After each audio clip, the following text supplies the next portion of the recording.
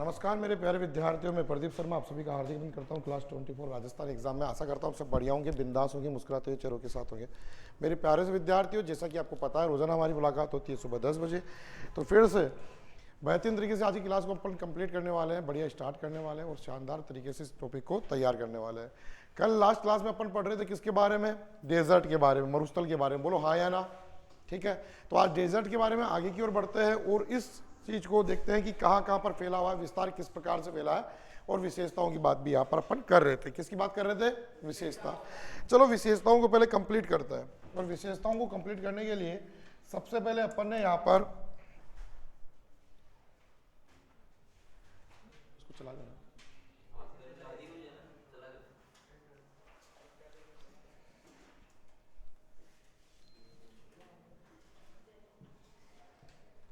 विशेषताओं को लेकर अगर अपन बात करते हैं तो सबसे पहली बात करते हैं और भी, जैसे पश्चिम के मरुस्थल की विशेषता है। टॉपिक अपना पश्चिम के मरुस्थल की विशेषता। अब बच्चों एक बात देखो, पश्चिम के मरुस्थल की विशेषताओं की बात कर रहे हैं तो एक बात और बताओ, इस पश्चिम के मरुस्थल में क्लाइमेट कैसी पाई जाती है? जलवायु कैसी है? कैसी है? तो यहाँ पर जलवायु दो प्रकार की है। एक तो कौन सी है और एक अर्ध शुष्क। नंबर 2, यहाँ पर मृदा कैसी पाई जाती है? बलुई। कैसी पाई जाती है? बलुई। चलिए नेक्स्ट बात करें कि यहाँ पर जलवायु हो गई, मृदा हो गई, वनस्पति कैसी पाई जाती है?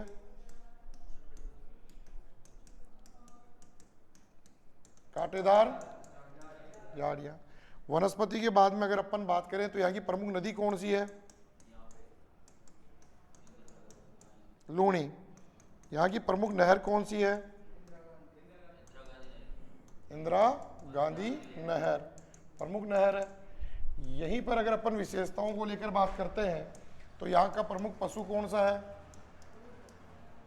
ऊंट। यहाँ का प्रमुख वन्य पशु कौन सा है? चिंकारा।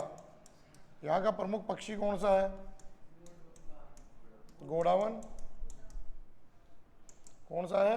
गोडावन। यहाँ का प्रमुख वृक्ष कौन सा है? खेजड़ी। ठीक है, यहीं पर अगर अपन और भी बात करें तो यहाँ पर अभ्यारण्य कौन सा है? राष्ट्रीय मरु उद्यान। राष्ट्रीय मरु उद्यान यहाँ पर क्या है? अभ्यारण्य है।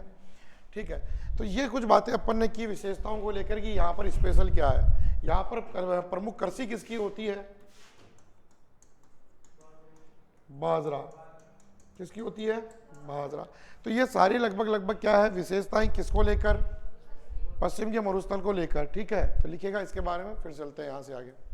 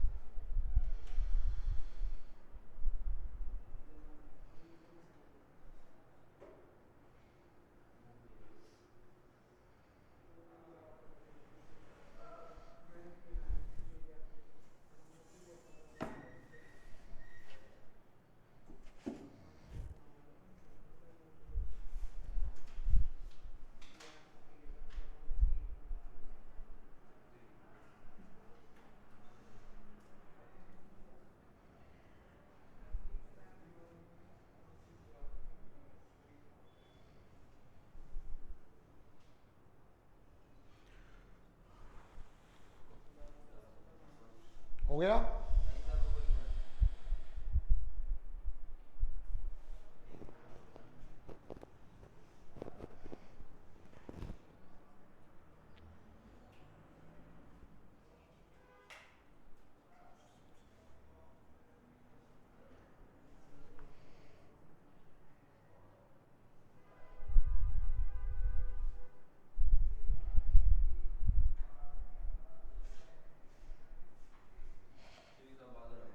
हो गया?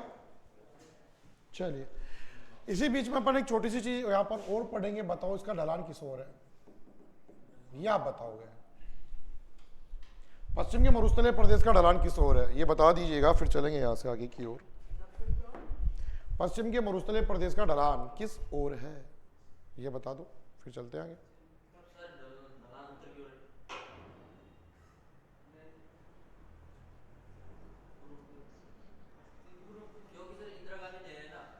चुप करो यार, इसका ढलान है दक्षिण पश्चिम की ओर।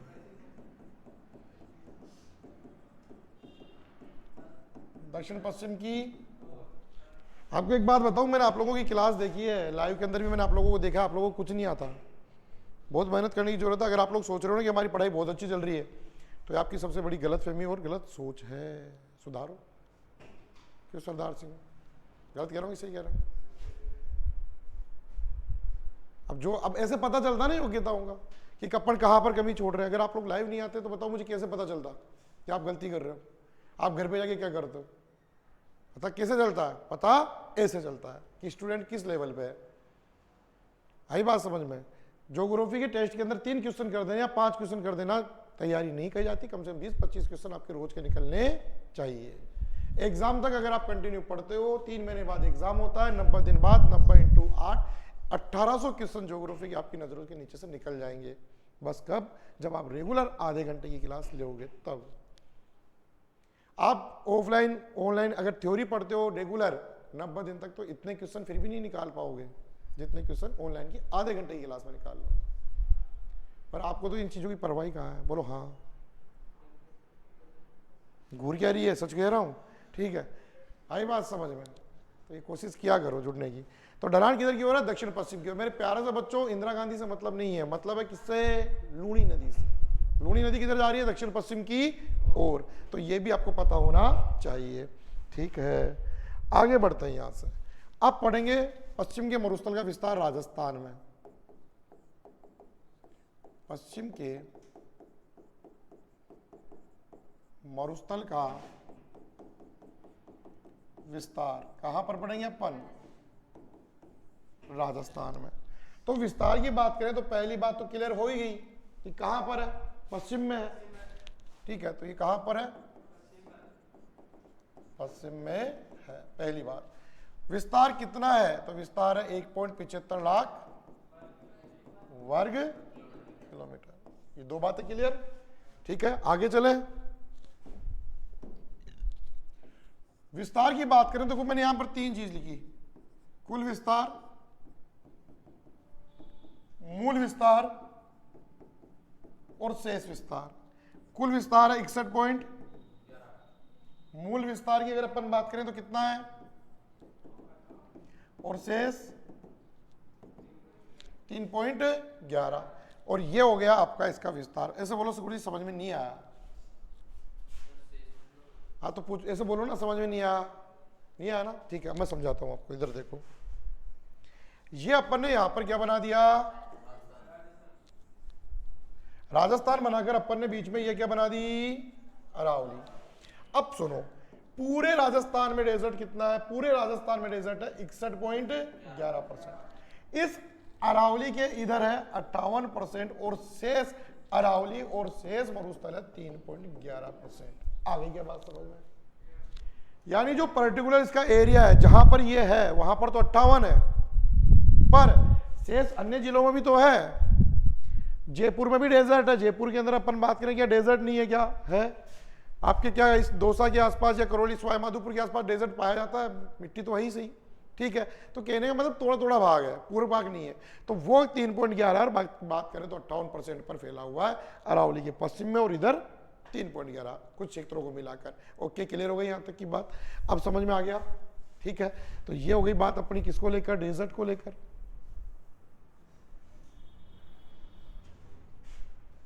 अब इस 61.11 पर पॉपुलेशन कितनी रहती है, बहुत बढ़िया, 40% यहां पर क्या रहती है, पॉपुलेशन रहती है, 40% जनसंख्या रहती है।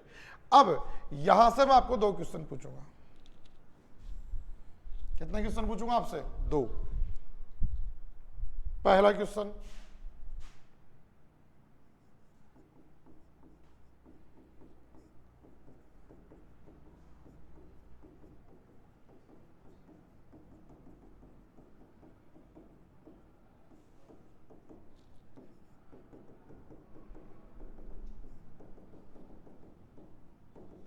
दूसरा क्वेश्चन,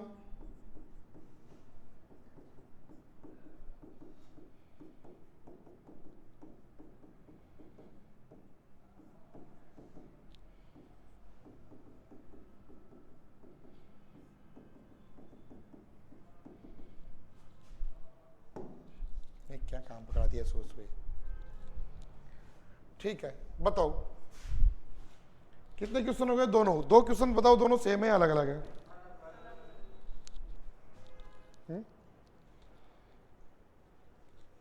क्या है, सेम है अलग अलग है? अलग अलग है, कैसे अलग अलग, बताओ मुझे, समझाओ। पहले पढ़ के बताओ, ऐसे गुलगुल मत करो, 2-3 तो पढ़ भी नहीं रहे। क्या लिखा है, बोलो, ढंग से बोलो।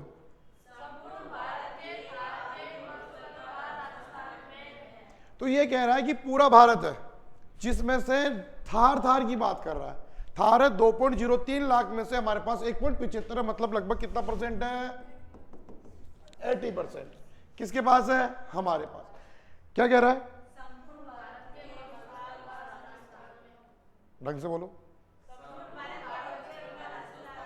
ये मुझे खुद के लिए नहीं पढ़ना, आपको पढ़ा रहा है, ढंग से बोलो। 32,87,263 जो वर्ग किलोमीटर भारत का क्षेत्रफल है, इसमें डेजर्ट पूरे भारत में कहां कहां पर है, उनमें से कितना है भाई? मरुस्थल तो लद्दाख में भी है, आ रही मेरी बात समझ में? तो पूरे भारत के मरुस्थल में से हमारे पास कितना है, 60, और थार में से कितना है, 80। आ गई बात समझ में? दोनों क्वेश्चन क्या है, अलग अलग। लिखो यहां पर, फिर चलते हैं, यहां से आ गया।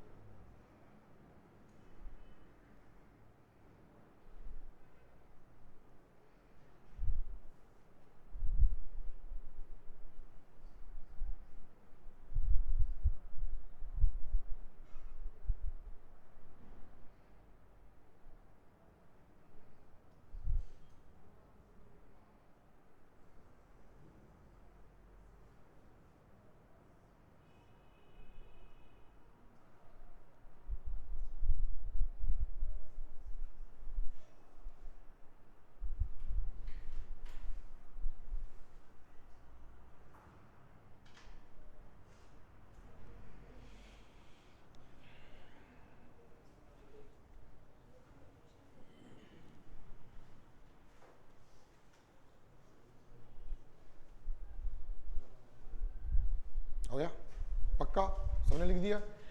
अब बारी आएगी किसकी, डिस्ट्रिक्ट, जिलों की। किसकी बारी आएगी, जिलों की। अब सुनो, मैं आपको थोड़ा सा यहां पर अलग टाइप से समझाने वाला हूं। अपन यहां पर तीन बातें करेंगे। कितनी बातें करेंगे अपन, तीन। एक तो बात करेंगे कि पुराने जिले कितने थे उनके बारे में, दूसरी बात करेंगे वर्तमान में जिले कितने हैं, दोनों बारे में अपन यहां पर बात करने वाले हैं। क्या आप लोग तैयार हो ये बात करने के लिए, बोलो हाँ या ना। अच्छा, तैयार हो। तो सबसे पहले राजस्थान में मरुस्थलीय जिले,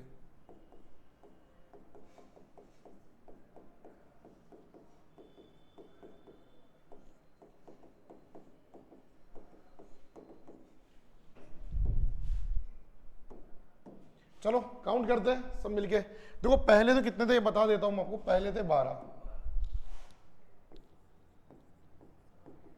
पहले कितने थे, 12। वर्तमान में कितने हैं उनकी बात भी करेंगे। चलो, number 1, number 2, 3, 4, 5, 6, 7, number 8, number 9, number 10, number 11, number 12, number 13, number 14, 15 पर, 16 पर, 17 पर, गंगानगर, 18 पर, 19 पर।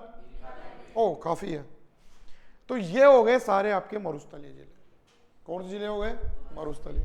पहले कितने थे और अब कितने हैं, 19। देख लो कोई इधर उधर छूट रहा हो तो। 19।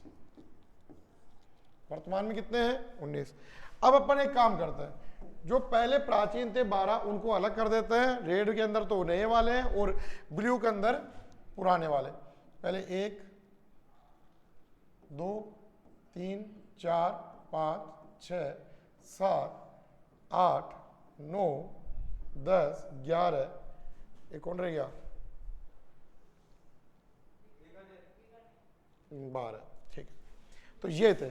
बाकी अब नए बन गए तो नए के अकॉर्डिंग ये हो गया आपका आंसर। तो लिखिएगा राजस्थान के मरुस्थलीय जिले पहले 12, वर्तमान में 19, और 19 जिलों का नाम लिख डालो बिना सोचे समझे। सिरोही नहीं है बेटा, सिरोही तो पर्वतीय है। लिखो फटाफट से।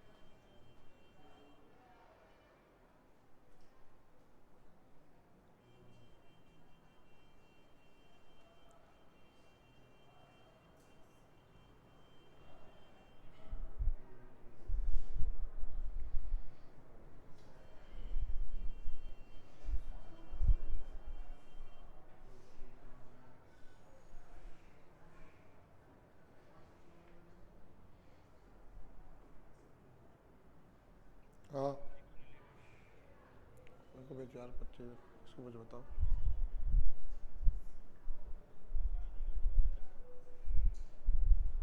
देखता हूँ।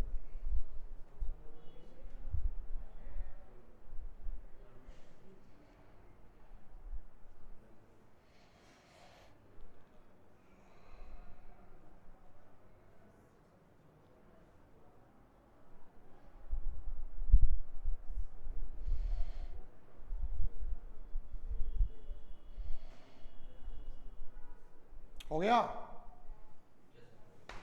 क्लियर? तो बात विस्तार में अपन ने जिलों की भी कंप्लीट कर ली।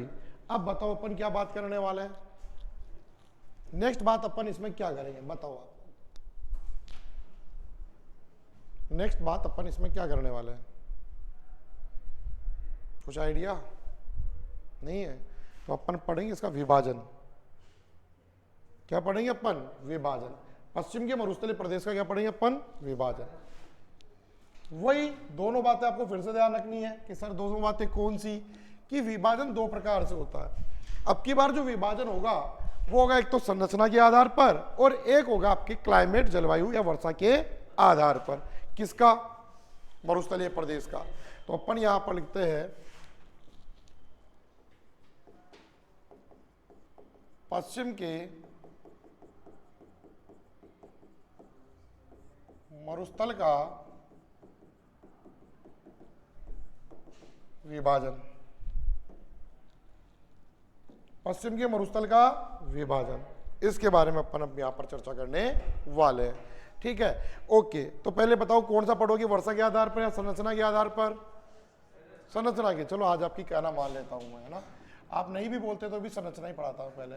संरचना के आधार पर। संरचना के आधार पर कितने भागों में बांटा इसको? 3। सबसे पहली संरचना महान मरुस्थल। दूसरी संरचना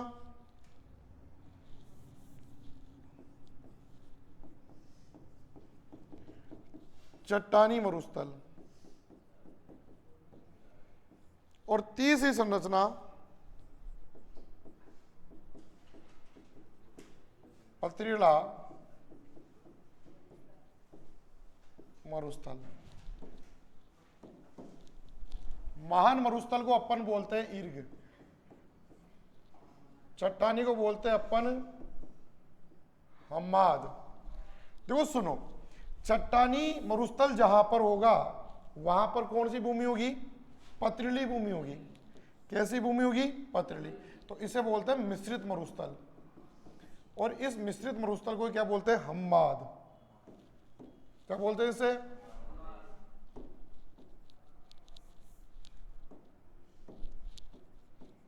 हम्माद। और इसे बोलते हैं रेग। क्या बोलते हैं इसे? रेग। ये कौन सी भाषा के शब्द है? अरबी। ठीक है, चलिए पहले क्वेश्चन में देखते हैं। सबसे पहले क्या कह रहा है? महान मरुस्थल ईर्ग कहलाता है। ये पाया जाता है रेड क्लिफ सीमा रेखा के पास। सीमा रेखा के पास यहां पर पाया जाता है। ठीक है। चट्टानी मरुस्थल जिसे मिश्रित मरुस्थल कहते हैं, हम्माद कहते हैं, यह पाया जाता है अरावली के पश्चिमी तटों पर। अरावली कौन से तटों पर? पश्चिमी तटों पर। नेक्स्ट कौन सा है? पथरीला, रेग। Oh sorry sorry sorry sorry sorry, ये नहीं, ये पाया जाता है आपके लोगों के पोखरण टू फलोदी। ठीक है, और यही पाया जाता है 56 की पहाड़ियां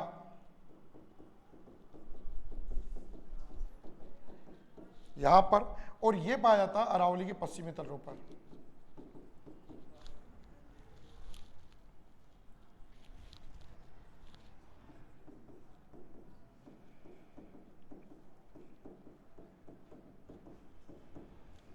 तो ये होती है बात यहां पर। ये संरचना के आधार पर कितने हो गए?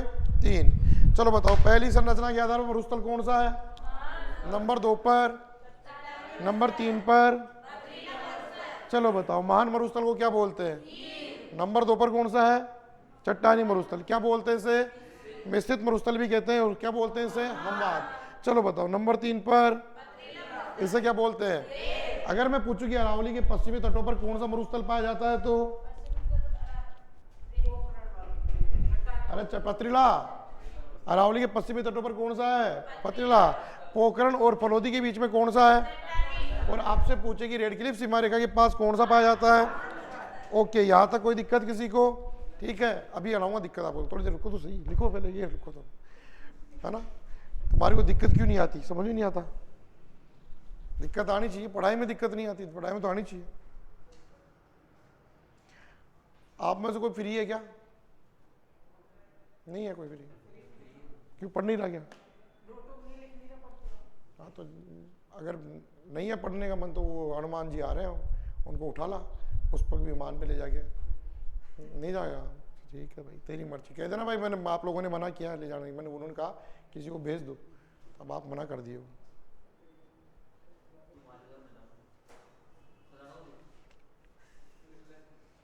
जो चल रही है वो काम करें दादा।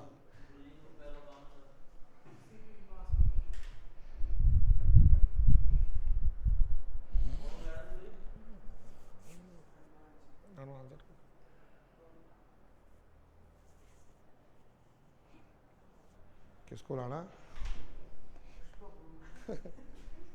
और क्या?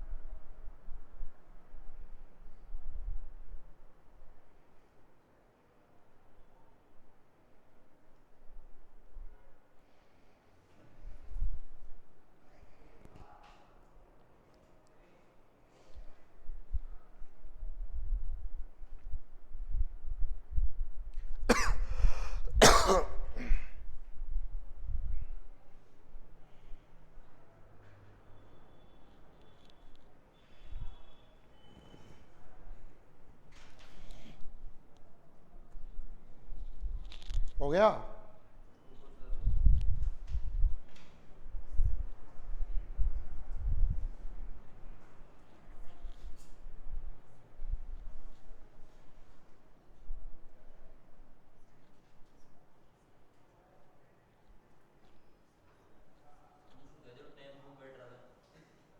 वो आ गए, इसे कहते हैं उम्र। बच्चे मना कर दिया, हम तो पढ़ाई करेंगे, हम नहीं जाएंगे लेने। पूछ लो।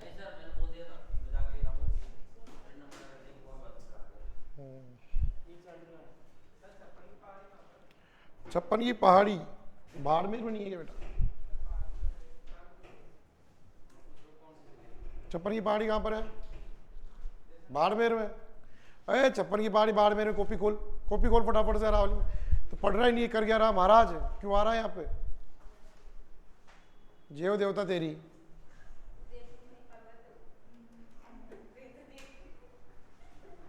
चलो ये बात हो गई आपकी क्लियर, किसको लेकर। अब देखो यहाँ पर दो बात है। अरावली के तट कितने हैं? एक या दो? कितने तट है अरावली के? दो तट है, एक आपका पश्चिमी तट है, एक पूर्वी तट। तो एक बात बताओ, ये पश्चिमी तटों पर पथरीली भूमि है तो पूर्वी तटों पर क्यों नहीं है? पश्चिमी तटों पर यह भूमि है तो पूर्वी तटों पर क्यों नहीं है? पश्चिम में भी नहीं है क्या? एक बात बताओ, अरावली पर क्या पाया जाता है? गुलाब के फूल,